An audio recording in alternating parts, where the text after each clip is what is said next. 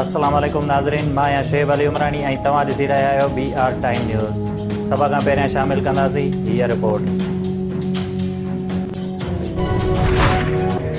फ़ौज जो चूंडुनि इलेक्शन सुधारनि नेब ऐं सियासी मामलनि सां को बि तालुक़ नाहे।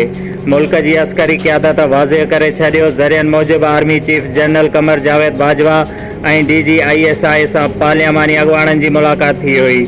मुलाक़ात दौरान अस्करी क़यादत जो चवणु हुयो त सियासी मामलनि में फ़ौज जो को बि सिधो या अणसिधो अमल या दख़ल न आहे।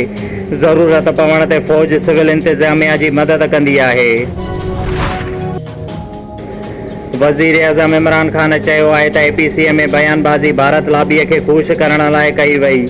APC जे फ़ैसिले सां का परेशानी न आहे। APC में वेठल चेहरनि ऐं मक़सदनि बाबति क़ौम खे आगाही आहे। हुकूमती ऐं पार्टी तर्जुमाननि जे इजलास में ॻाल्हाईंदे वज़ीर आज़म चयो त अपोज़िशन जे इदारनि ते तनक़ीद करप्शन तां ध्यानु हटाइण लाइ हुई।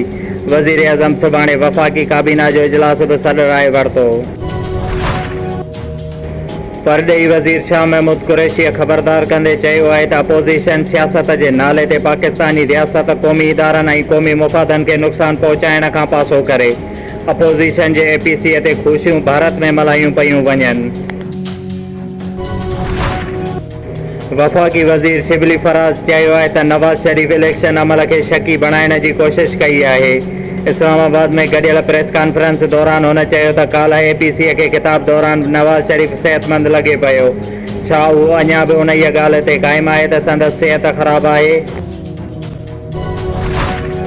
इस्लामाबाद हाई कोर्ट चयो आहे त समूरो निज़ाम करप्ट थी चुको आहे। इस्लामाबाद में रियासत जी रट नज़र नथी अचे। हर हंधि मुफ़ादनि वारो टकराव नज़र अची रहियो आहे, जंहिंजो ज़िम्मेवार वफ़ाक़ी सरकार आहे। इस्लामाबाद मां माण्हुनि जी गुमशुदगी, वधंदड़ ॾोहनि ऐं ज़मीनुनि ते कब्ज़नि वारे केस में रिमार्क्स ॾींदे चीफ जस्टिस चयो त घरू वज़ारत पाण रियल एस्टेट जे कारोबार में मुलविस आहे। वज़ीर आज़म खे ॿुधायो त आम माण्हुनि जा हक़ कीअं मुतासिर थी रहिया आहिनि। कराचीअ में इमारत किरण जो हिकु वधीक वाक़ियो। शेरशाह में गारमेंट्स फैक्ट्रीअ जी छित किरण सबबि केतिरा ई माण्हू दॿिजी विया। 2 ॼणनि खे ज़ख़्मी हालत में कढियो वियो। वधीक केतिरा ई माण्हू दॿिजियल हुअण जो ख़दशो। इमदादी कार्रवायूं जारी। हलंदड़ हफ़्ते दौरान इमारत किरण जा 3 वाक़िया पेश अची चुका आहिनि। भेरिया रोड वार्ड नंबर 5 बिरोही महला जो ट्रांसफार्मर 25 ॾींहनि खां सड़ी वञण ख़िलाफ़ रहवासियुनि जो ईदगाह लॻो एहतिजाजी मुज़ाहिरो, जंहिंमें मेहरुल्ला खोखर, मुश्ताक मल्ला, सोडो ख़ान चांडियो, गुलाम हैदर उजण, मखदूम सिकंदर ऐं ॿियनि सीपको भेरिया रोड जे अमलदारनि जी नाक़स कारकर्दगी बयानु कंदे चयो त हिन महिल ताईं ट्रांसफार्मर न लॻो आहे।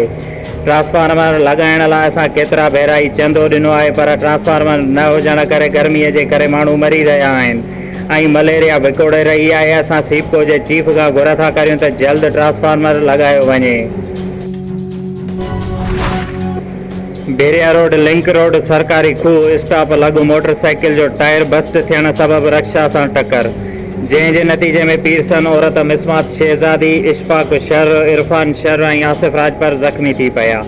जंहिं ते उन्हनि जो चवणु हुयो त असीं भेरिया सिटी वञी रहिया हुआसीं त उहो हादसो पेश आयो, जंहिं ते ज़ख़्मियुनि खे नाज़ुक हालत में नवाबशाह रेफर कयो वियो आहे। प्रेस क्लब शाहपुर चाकर में फ़कीर अब्दुल हक डाहिरीअ जी यादि में ताज़ियती कॉन्फ्रेंस थी गुज़रियो, जंहिं खे साबिक़ सेनेटर आज़िज़ धामरा ॻाल्हाईंदे चयो त सिंधी सहाफ़त में शाहपुर चाकर जे सहाफ़ियुनि जो नालो निमायां अचे थो। हुन चयो त क़ाबुल डाहिरी मुंहिंजो आइडियल हुयो। हुन चयो त फ़कीर अब्दुल हक डाहिरी, असद डाहिरी ऐं जूनियर क़ाबुल डाहिरी हिन वक़्तु सिंधी सहाफ़त में सुठो कमु करे रहिया आहिनि। सिंधी अदबी संगत जे मरकज़ी अॻुवान सज्जाद हुसैन राशिदीअ चयो त फ़कीर अब्दुल हक डाहिरी फ़कीर तबियत जो मालिक हुयो ऐं खेसि हमेशह यादि रखियो वेंदो। District Naushahro Feroze police. Bheria road police 5 इश्तिहारी ॾोहारियुनि अली शेर, रहमतुल्ला, इनायतुल्ला, अली हसन ऐं शाह मोहम्मद मरीअ खे गिरफ़्तार करे वरितो, जेके क़त्ल जे ॾोह में मुलविस हुया। मिठियाणी पुलिस वज़ीर अली बुर्ट खे गिरफ़्तार करे वरितो ऐं जॾहिं त नौशहरो फिरोज़ पुलिस जवाबदार गूंदल शाह वटां 500 ग्राम चर्स हथ करे गिरफ़्तार करे वरितो।